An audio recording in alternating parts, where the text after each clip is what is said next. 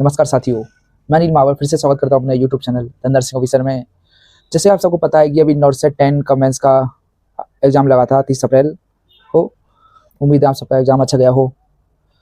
तो उसमें जो अपने क्वेश्चंस कराए गए थे, तो बच्चे बोल रहे थे कि हाँ पेपर मिड लेवल का आया था। तो मैंने उसके लिए उसके जो क्वेश्चन थे उनको हमने कई बच्चों से पूछा कि किस तरह के क्वेश्चन आए थे। तो काफ़ी बच्चों ने हमें मेमोरी बेस के आधार पर बताया कि सर इस तरह के क्वेश्चन बने थे ऐसे। तो मैंने उन क्वेश्चनों को थोड़ा ऐसे मर्ज करके कुछ क्वेश्चन निकालने की कोशिश की है। तो चलिए शुरू करते हैं उन क्वेश्चन से, और आप मिला के देखिए कि आपके कितने क्वेश्चन सही बैठते हैं।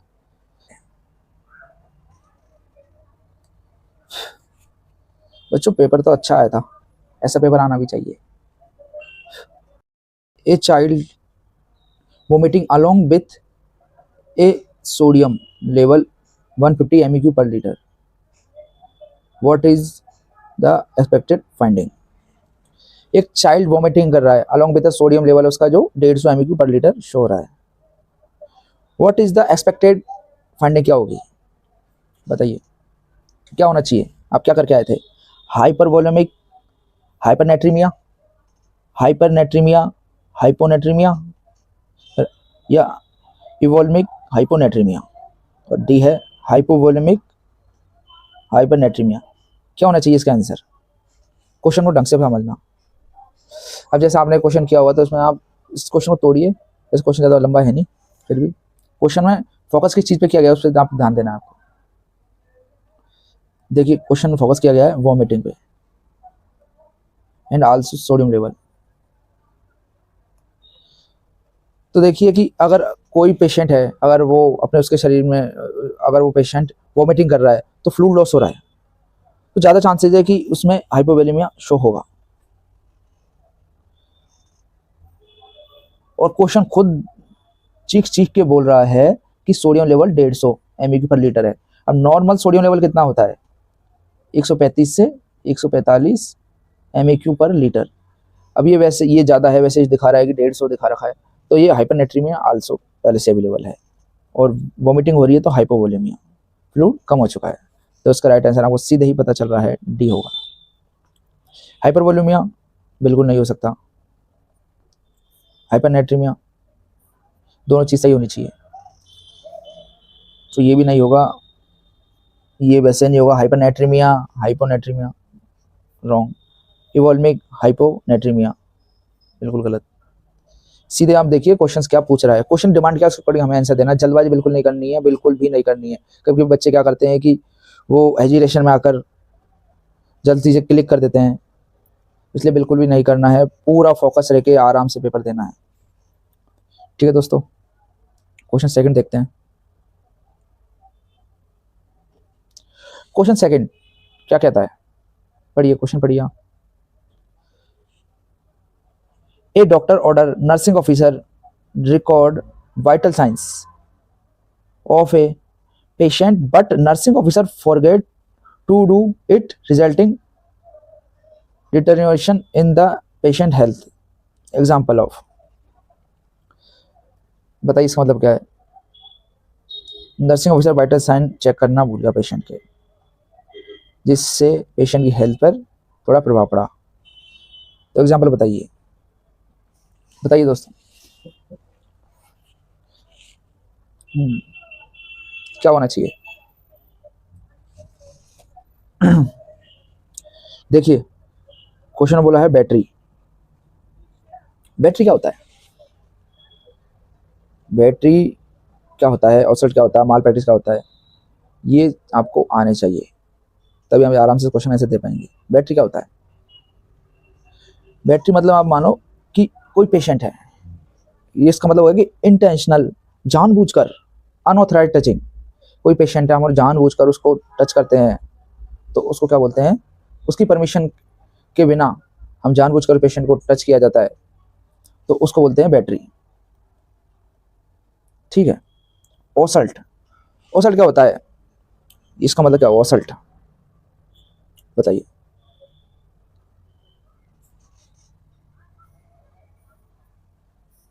ओसल्ट मतलब बताइए।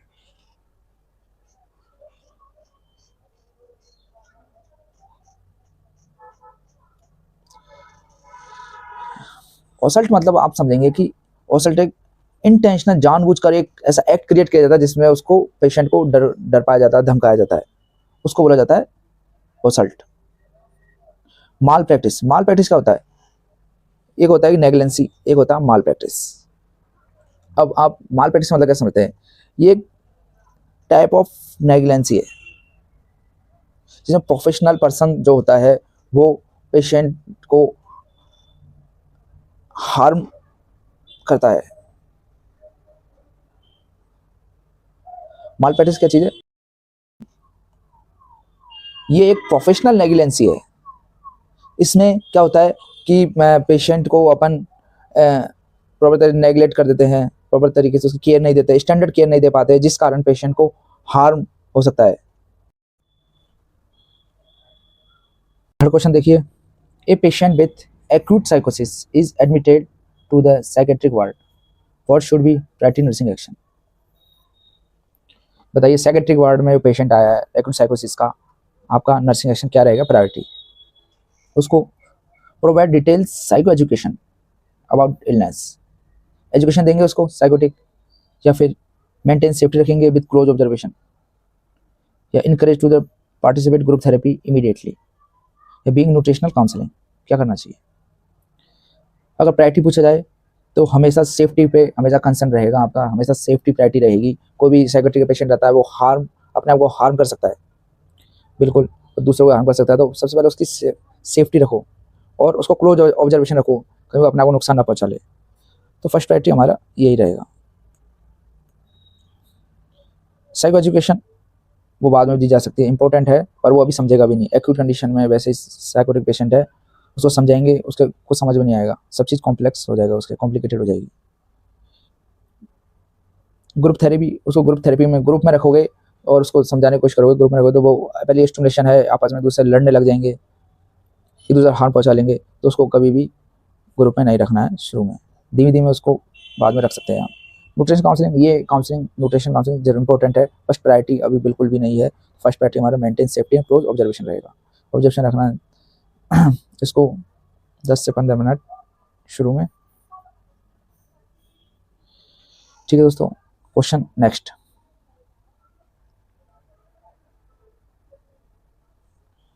a child has been prescribed with MDI meter dose inhaler with steroid, which of the following advice will be given by the nurse? बताइए।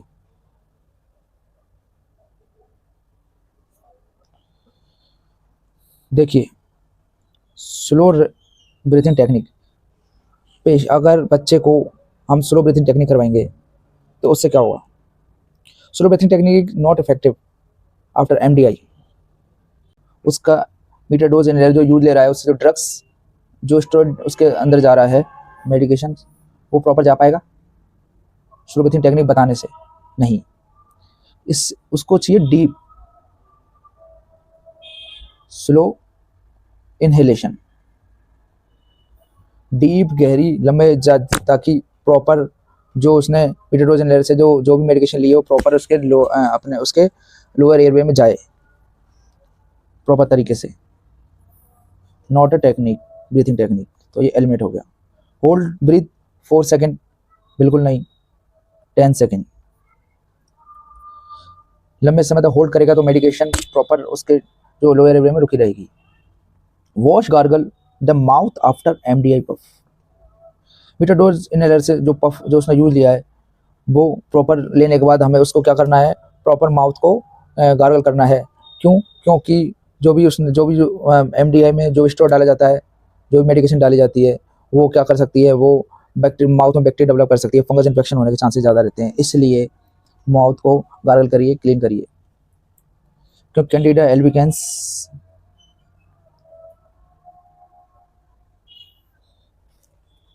फंगल इन्फेक्शन हो सकता है।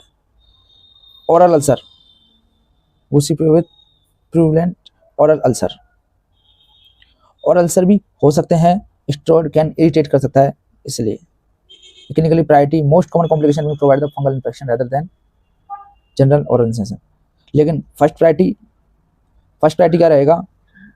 माउथ को क्लीन करो, और अल्सर बाद में होंगे, सबसे पहले फंगल इन्फेक्शन होगा।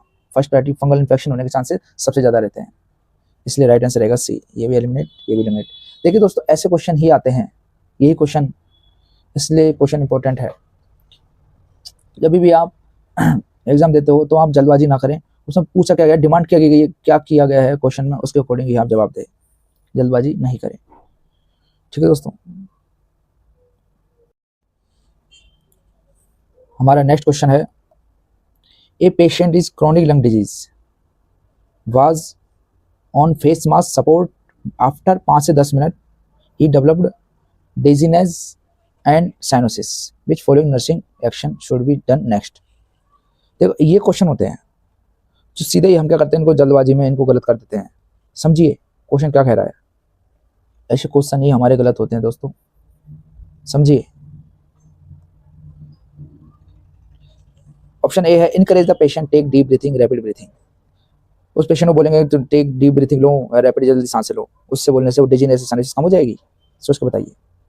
या B, remove the face mask immediately after stop oxygen therapy, उसका मास्क हटा देंगे और ऑक्सीजन थेरेपी को बंद कर देंगे, हम ऐसा करेंगे। या increase the oxygen flow rate, या ऑक्सीजन की रेट को बढ़ा देंगे, इंप्रूव करेंगे ऑक्सीजनेशन, क्या करेंगे? वो क्या रहा आप ये देखिए पहले, क्रोनिक लंग डिजीज जैसे COPD, क्या करेंगे? Elevate the head end of the bed and inform the health care provider, क्या करें? करना क्या चाहिए? देखिए ऐसे क्वेश्चंस को एलिमिनेशन टेक्निक से किया जाता है, कभी भी जल्दबाजी मत करना। सबसे बच्चे कंफ्यूज होंगे ए में और डी में, क्या होना चाहिए? देखिए समझते हैं, take deep and rapid breathing, उसको हम गहरी सांस लेने के लिए बोलेंगे, रैपिड ब्रीथिंग करने के लिए बोलेंगे। जैसे उसको फेस मास्क लगा हुआ है, फेस मास्क लगा हुआ तो पहले उसको प्रॉपर ऑक्सीजन मिल रही थी, प्रॉपर उसको सप्लाई मिल रही थी O2 की, तो रैपिड और टेक ब्रीथिंग लेने से हाइपर ऑक्सीजनेटेड, वो पहले से ही काफ़ी ऑक्सीजन मिल रही है, तो ये देने से कोई मतलब नहीं, तो ये तो एलिमिनेट हो जाएगा। पहले उसको प्रॉपर ऑक्सीजन मिल रही है, हाँ ऑक्सीजन नहीं मिल पा रही थी तो बात अलग थी, लेकिन उसको पहले ही प्रॉपर ऑक्सीजन मिल रही है, तो टेक डीप ब्रीथिंग और रैपिड ब्रीथिंग कराने का कोई मतलब नहीं। रिमूव फेस मास्क इमीडिएटली, ये तो बिल्कुल वैसे नहीं कर सकते, और बिना डॉक्टर की सलाह के तो बिल्कुल भी नहीं। इंक्रीज ऑक्सीजन फ्लो, बिल्कुल भी नहीं, विदाउट ऑर्डर आप उसको ऑक्सीजन नहीं दे सकते, ज़्यादा फास्ट नहीं करना है, क्योंकि वो हाइपर ऑक्सीजनेटेड हो गया। और COPD का पेशेंट है, COPD के पेशेंट को कभी भी हाइपर ऑक्सीजनेट कभी भी नहीं करते हैं। हाइपर ऑक्सीजनेट करने से क्या होता है, रेस्पिरेटरी सप्रेस हो जाता है, रेस्पिरेटरी सेंटर होता है वो सप्रेस हो जाएगा, इसलिए कभी हाइपर ऑक्सीजनेट नहीं करना है। सबसे पहले हमें क्या करना है, उसको सेमी फाउलर या हाई फाउलर पोजीशन देनी है, और तुरंत हेल्थ केयर प्रोवाइडर को कॉल करना है, क्योंकि ज़्यादा चांसेस है वो रेस्पिरेटरी फेलियर में चला गया है। तो सबसे पहले हम उसको SCP करेंगे और उसको हाई फाउलर या सेमी फाउलर पोजीशन देंगे, ताकि इम्प्रूव हो उसकी ऑक्सीजन की, उससे लंग्स से वो काफ़ी वो एक्सपेंड हो जाए प्रॉपर तरीके से। तो डी का आंसर रहेगा। चलिए नेक्स्ट क्वेश्चन देखते हैं। हमारा नेक्स्ट क्वेश्चन देखिए, a patient with liver cirrhosis has pedal edema and fluid retention along with respiratory distress, what is the most appropriate nursing intervention? क्या होगा? उसको डायरेक्टली देंगे या फिर उसका जो सारा फ्लूइड है वो रेस्ट्रिक्ट कर देंगे, ओरल फ्लूइड सब रेस्ट्रिक्ट कर देंगे, इंक्रीज प्रोटीन इंटेक, या उसको प्रोटीन देंगे, या फिर सोडियम डाइट इंक्रीज करेंगे उसको, क्या करना चाहिए? देखिए क्वेश्चन डिमांड क्या है, क्वेश्चन डिमांड के अकॉर्डिंग ही आंसर दिया जाता है। अगर क्वेश्चन घुमा दिया गया है तो हमें भी उसको समझना पड़ेगा, उसके हिसाब से आंसर देना पड़ेगा। लीवर सिरोसिस में पेडल एडिमा इस कारण हो गया है, पहले पता होना चाहिए क्या हो गया है। लीवर सिरोसिस होने के कारण क्या होता है कि जो हाइपोएल्बुमिनिया कंडीशन आ गई, प्रोटीन ब्लड वेसल्स कम हो गया, इस कारण फ्लूइड शिफ्ट हो चुका है बाहर की ओर, ब्लड वेसल से बाहर की ओर, इस कारण पेडल एडिमा जैसे शो हो गया है। ये इससे अपने NSR का भी डेवलप हो सकता है, समझ रहे हो? तो उस कंडीशन में रेस्पिरेटरी डिस्ट्रेस से डेवलप हो सकता है। हमारे जो फ्लूइड है, जो हमारे स्टमक के चारों तरफ जो फ्लूइड बढ़ जाता है,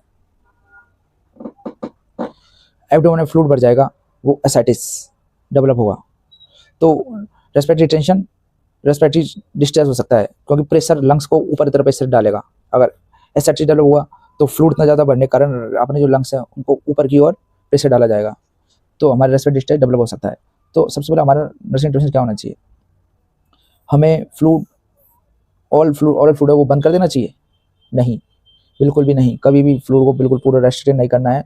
हाँ, बिल्कुल कम कर देंगे फ्लूइड, उसको जितना बेसिक नीड है उस हिसाब से उसको फ्लूइड दिया जाएगा। प्रोटीन ठीक, या आप जैसा बताया गया हाइपोनेट्रीमिया हुआ तो उसको प्रोटीन का इंक्रीज कर देंगे, बिल्कुल नहीं। क्योंकि लीवर सोइस कंडीशन में उस पेशेंट को अगर हमने प्रोटीन ज़्यादा दे दिया तो अमोनिया का लेवल ज़्यादा बढ़ सकता है, हेपेटोएन्सेफेलोपैथी डेवलप हो सकती है, तो ये भी नहीं देंगे। इंक्रीज हाई सोडियम डाइट, बिल्कुल भी नहीं। अगर हमने सोडियम डाइट ज़्यादा दे दी तो वाटर मोर और रिटेंशन करेगा, पानी को, फ्लूइड को रिटेंशन करेगा, इससे एडिमा और डेवलप होगा, तो ये भी नहीं देंगे और ये भी नहीं देंगे। उसको तुरंत डायरेक्टिक दो ताकि फ्लूइड बाहर निकले, जिससे उसके शरीर में जो फ्लूइड है वो मेंटेन रहे। डायरेक्टिक देने से फ्लूइड को बाहर निकालो, एडिमा को मेंटेन करो, ताकि सबसे पहले हमारा फर्स्ट प्रायोरिटी रहेगा रेस्पिरेटरी डिस्ट्रेस को कम करना, तो प्रायोरिटी अकॉर्डिंग काम करें। तो राइट आंसर ए। देखिए दोस्तों कितना अच्छा क्वेश्चन है। ऐसे ही क्वेश्चन हमारे सिलेक्शन डिसाइड करते हैं, इस तरह के क्वेश्चन होते हैं जो हमारा सिलेक्शन डिसाइड करेंगे एम्स में। तो आप इसका क्या आंसर करके आए थे, अब हम इसके आंसर को मैच करके देखिए। नेक्स्ट क्वेश्चन तरफ चलते हैं। Which of the following indicate effectiveness of community mental health program?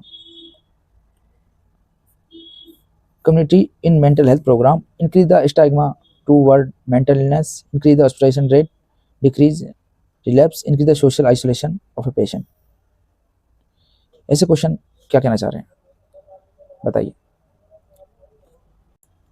तो उसका राइट आंसर रहेगा सी, डिक्रीज रिलैप्स। मतलब होता है कि जो उसके साइन सिस्टम वो रिटर्न वापस आ रहे हैं।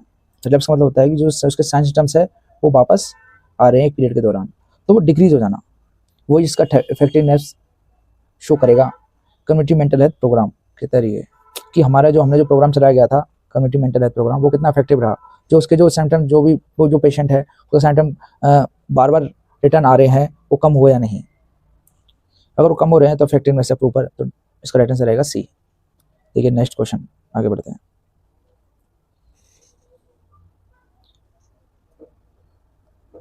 A pregnant female was advised not to lie supine on her back during late pregnancy.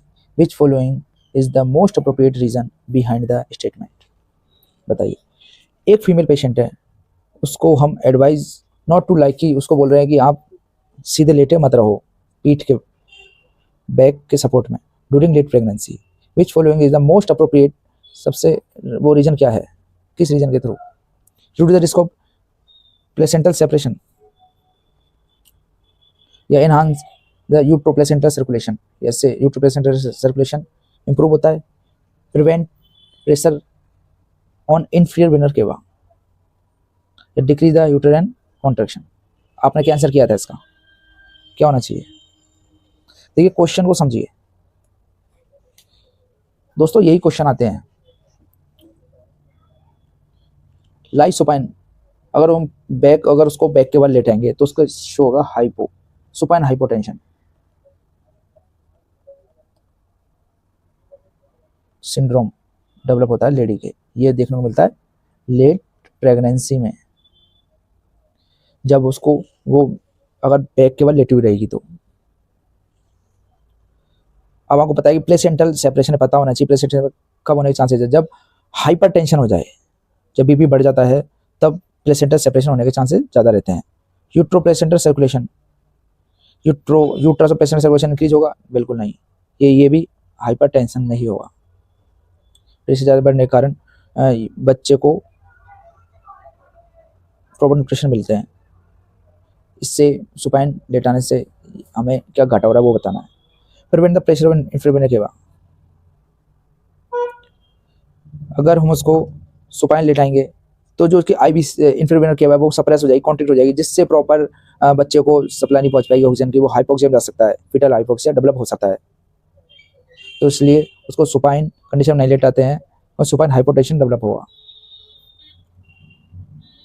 तो उसका राइट आंसर सी हो सकता है, डिक्रीज द यूटेराइन कॉन्ट्रैक्शन। अगर बच्चे को अपन ने अगर प्रेग्नेंट लेडी को अपने सुपाइन लाई कंडीशन बैठा दिया सुपाइन कंडीशन में, तो उसका हाइपोक्सिया डेवलप हुआ, और हाइपोक्सिया डेवलप हुआ तो क्या होता है कि जो यूटेराइन कॉन्ट्रैक्शन है वो इंक्रीज होंगे, न कि घटेंगे। क्यों? क्योंकि जो बच्चा है वो हाइपोक्सिया कंडीशन में आएगा तो ओवर स्टिमुलेट करेगा, एक्साइटेड होगा, हाथ पर हिलाएगा तो कॉन्ट्रैक्शन बढ़ेंगे, नेक ही घटेंगे, तो ये भी गलत है। ऐसे क्वेश्चन बहुत इंपॉर्टेंट है, इनको आराम से करना, जल्दबाजी में आपने किए तो नहीं। सो राइट आंसर रहेगा, अपना अपना आंसर मिला लीजिए, आपने क्या आंसर दिया था। और जो आपने जो गलतियाँ दोहराई थी उनको दोबारा मत दोहराना, जल्दबाजी में कभी भी क्वेश्चंस को मत करो, आराम से देख के समझ के पूरा क्वेश्चन को पढ़ो और ऑप्शन को भी पूरा पढ़ें, जल्दबाजी में टिक ना लगाएं। ठीक है, हम नेक्स्ट क्वेश्चन तरफ बढ़ते हैं। Which of the following nursing intervention most appropriate for the managing child diagnosed with the autism disorder? ये फोकस कर रहा है ये क्वेश्चन, ऑटिज्म डिसऑर्डर क्या होता है, कैसे मैनेज किया जाएंगे, बच्चे को कैसे मैनेज करेंगे। Encourage the unstructured play and activities throughout of the day, provide the highly stimulating environment to maintain attention, plan and maintain consistent structured daily routine. D है allow the child decide their own schedule and activities. बताइए क्या होना चाहिए। देखिए आपने इसका क्या answer दिया, ये आपको पता है। अगर बच्चा ऑटिज्म का है, ऑटिज्म में क्या होता है, ऑटिज्म डिसऑर्डर एक छोटे बच्चे को देखने को मिलता है। इसमें क्या होता है कि बच्चे को प्रॉपर अटेंशन, डिल्यूजन, हेलुसिनेशन ऐसी कंडीशन डेवलप होती है।